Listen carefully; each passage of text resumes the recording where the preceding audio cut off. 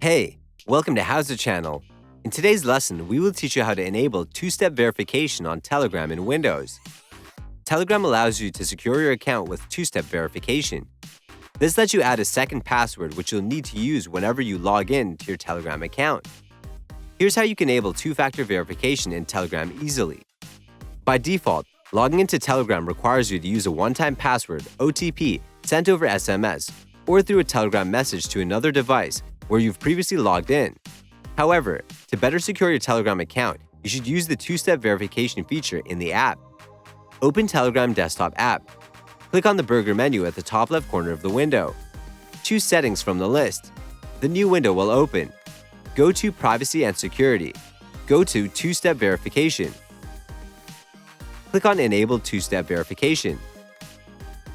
Enter a password. Re-enter the password. Add a password hint.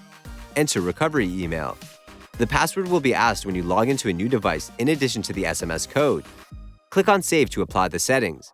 You will receive a confirmation code to your email. Enter the code and click on Submit. The two-step verification has been set up. That's it. Thanks for watching the video. Please like it and let us know if you used any of our tips and tricks. Subscribe to our channel.